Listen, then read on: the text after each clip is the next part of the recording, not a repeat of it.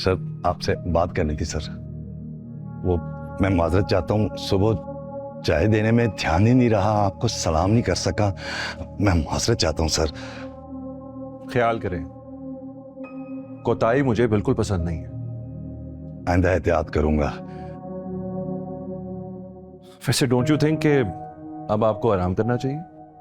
आराम करने से तो इंसान बेकार हो जाता है साहब जी। आइंदा आपको कोई शिकायत नहीं होगी। मैं तो वैसे भी आपका और बड़ी बेगम साहबा का बहुत एहसानमंद हूं। वैसे मेरी दादू को कैसे जानते हैं? जानता नहीं हूं जी, बेरोजगार था, आपके घर चला गया। उन्होंने यहां पर पियून की मुलाजमत दिलवा दी। मैं तो बहुत दुआएं देता हूं उन्हें, बहुत नेक खातून है। अल्लाह उन्हें लंबी उम्र अता फरमाए। आमीन आमीन।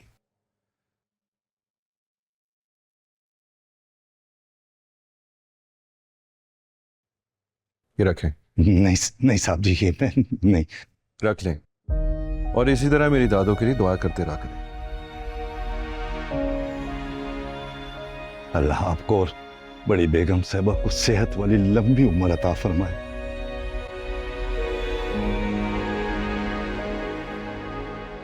तो इतने इंटरव्यू दे दिए हैं बजी के, ऑफिस जाते ही पता चल जाता है यहाँ कुछ नहीं बनेगा, सिलेक्शन पहले ही होगी।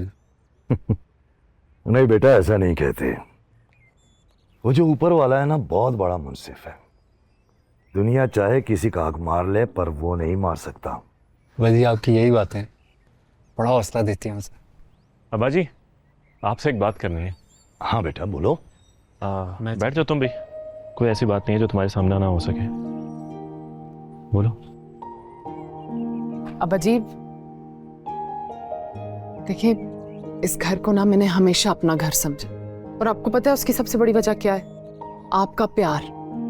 आपने मुझे कभी भी अपनी बहू नहीं समझा, हमेशा अपनी बेटी समझा। अरे क्यों नहीं समझूंगा बेटा, तुमसे मेरे बेटे की और इस घर की खुशियां जुड़ी हुई हैं। रुबीना, तुम जो बात करनी है वो करो ना, अपनी बातें बाद में करना। तो कर रही हूँ, हौसला करें। अब अजीब, वो रशीदा खाला ना रुबाब के लिए आना चाहती है, अपने भतीजे के लिए।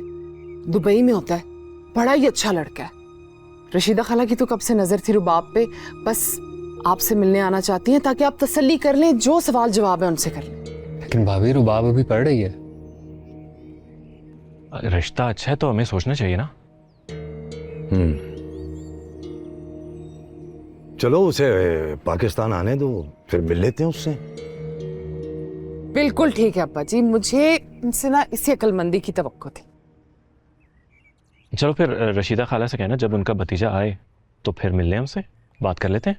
हाँ क्या ख्याल है अब्बा जी? लेकिन अब्बा जी, फैसला जो भी हो, मेरे ख्याल से उसमें रुबाब की मर्जी शामिल होनी चाहिए। जाहिर सी बात है, रुबाब की मर्जी तो सबसे ज्यादा जरूरी है, उससे तो पूछेंगे हम। अरूबा इतनी प्यारी बच्ची है, आ जाती है तो इतनी रौनक लग जाती है ना घर में।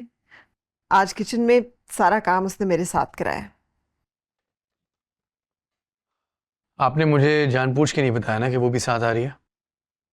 हाँ, मैंने सोचा तुम्हें सरप्राइज मिलेगा। सरप्राइज? रहने दें आप अम्मी, बेटा हूं मैं आपका, जानता हूं आपको बड़ी अच्छी तरह से। आपको पता था अगर आप मुझे बता देती हैं रूबा के बारे में तो मैं जल्दी घर ना आता। अच्छा, अगर मैं बता देती तो तुम जल्दी आ जाते? अगर आप मुझे बता देती तो मैं आपके प्यार में और माँ का हुक्म समझ के घर आ जाता। जीते रहो। इसीलिए नहीं बताया मैंने कि मेरा बेटा माँ का हुक्म मानकर आ रहा है तो खुशी से आए। हाँ, लेकिन आप भी हमेशा मुझसे वही बात करती हैं जिसमें मेरी खुशी ना हो, और आजमाइश में डाल देती हैं। शामिर, देखो अब ना तुम अरूबा को अपनी आजमाइश समझना छोड़ दो। तुम उसके बारे में अच्छी नजर से सोचोगे, देखोगे ना उसे, तो तुम्हें 1000 खूबियां नजर आएंगी। मैं उसको ना देखना चाहता हूँ और ना ही उसके बारे में सोचना चाहता हूँ, और अम्मी वो जानती है मैं उसको उस नजर से नहीं देखता हूँ। वो तो जानती है। तुम जानते हो कि वो तुम्हारे बारे में क्या सोचती? वो जो सोचना चाहती है सोचिए, आई डोंट केयर। और मैं उससे कौन सा कोई आस दिला रहा हूँ? और जो आस हमने दिलाई है, बड़ों की बात, उसका क्या? जिंदगी किसने गुजारनी है? मैंने ना। आप बड़े अपनी जिंदगी गुजार चुके हैं। एक्चुअली वो क्या है, दादो ना आपकी बहुत बात सुनती। प्लीज उन्हें कहें कि मेरी शादी का इतना मत सोचा करें। सोच सोच के बीमार हो जाएंगी। बुजुर्ग हैं वो आपकी, आपका बात देखना चाहती हैं, इसमें बुरा क्या है? अरे आप भी उन्हीं की तरह बात कर रही हैं। तो आप ऐसा करें ना कि अगर आपको कोई पसंद है तो उसके बारे में उन्हें बता देना।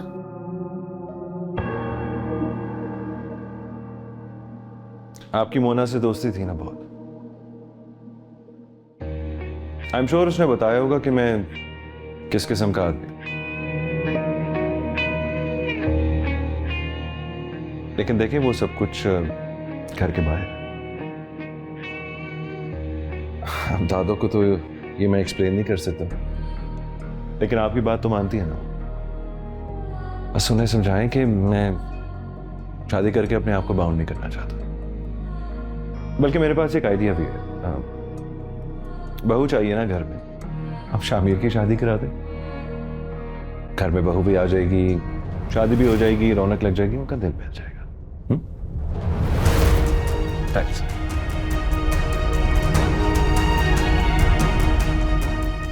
मैं हालात की वजह से मजबूर हूँ और बीजान की मोहब्बत मेरी मजबूरी है जो मैं यहाँ रह रही हूँ। जिस दिन मेरा शामिर अपने पाँव पे खड़ा हो गया, मैं यहाँ नहीं रुकूंगी।